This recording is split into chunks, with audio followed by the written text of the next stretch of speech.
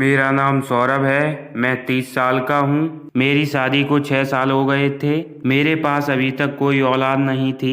मेरे ससुराल में मेरी पागल हरकतें करने वाली एक जवान साली रहती थी। एक दिन वो मुझे खाना देने मेरे कमरे में आई। जैसे ही उसने खाना रखा और मुझसे लिपट गई, मैंने गुस्से से कहा, अरे ओ पागल, ये क्या कर रही है? जिससे वो जोर से चीख पड़ी। मैंने अपनी साली की ओर देखा तो हाँ हाँ की आवाज सुनने को मिली। वो खड़ी हुई उछल उछल कर हंस रही थी, बल्कि पागलों की तरह तालियां भी बजा रही थी। वो इस टाइम सिंपल फटे पुराने कपड़े पहने हुई थी और उसके बाल भी बिखरे हुए थे। बिल्कुल किसी बच्चे की तरह लग रही थी। दुपट्टा दूर जमीन पर पड़ा हुआ था। वो बहुत ज्यादा खूबसूरत थी। मैंने सोचा कि मैं उसको किसी डॉक्टर को दिखाऊंगा और उसका अच्छा इलाज करवाऊंगा। ये कहकर मैं ऑफिस चला गया और शाम को घर वापस आकर हाथ पैर धोकर खाना खाने बैठ गया। और मेरी पत्नी बोली, एक बात बोलूं?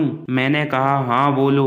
वो कहने लगी कि बगल में जो सरोजनी आंटी रहती हैं। मैंने कहा, हाँ तो? कि कल वो बाजार जा रही हैं और मैंने सोचा कि कल उनके साथ बाजार घूम आती हूँ। मैंने कहा, चली जाना। तो वो बहुत खुश हुई और वो बोली, आपकी कल ऑफिस की छुट्टी है तो आप मेरी बहन का ख्याल रखना। मैंने सोचा कि कल का मौका बहुत बढ़िया है और मैंने कहा, चलो ठीक है। और मैं अपने कमरे में चला गया और सुबह जब मैं उठा तो वो जा चुकी थी। मैंने देखा कि बाथरूम में मेरी साली नहा रही थी और मैंने सोचा कि वो तो पागल है। मैं उसके साथ जो भी कर लूं वो किसी को भी नहीं बताएगी, तो क्यों ना उसका फायदा लूं। और फिर जाकर मैं उसके कमरे में छिप गया। जब वो नहाकर निकली तो मैंने उसे पीछे से जोर से पकड़ लिया और फिर मैंने उसे बेड पर लेटा लिया और वो हंसे ही जा रही थी। मैंने उसका टॉवल उतार दिया और मैंने भी अपने कपड़े उतार दिए। अब मुझ पर रुका नहीं जा रहा था और मैं करने ही वाला था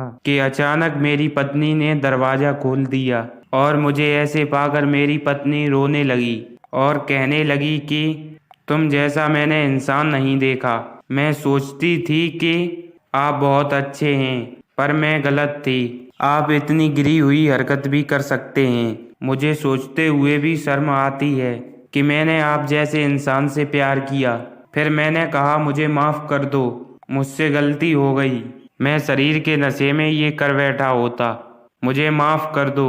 मैं कसम खाता हूँ आज के बाद मैं ऐसा कुछ भी नहीं करूँगा। फिर मैंने उन्हें माफ कर दिया और अब हम खुशी खुशी रहने लगे। दोस्तों, उम्मीद करता हूँ कि आपको हमारी कहानी पसंद आई होगी। अगर पसंद आई है तो और वीडियो को लाइक करें और चैनल को सब्सक्राइब करें और हाँ, नोटिफिकेशन बटन को जरूर दबाएं ताकि अगली अपडेट आपको सबसे पहले मिले।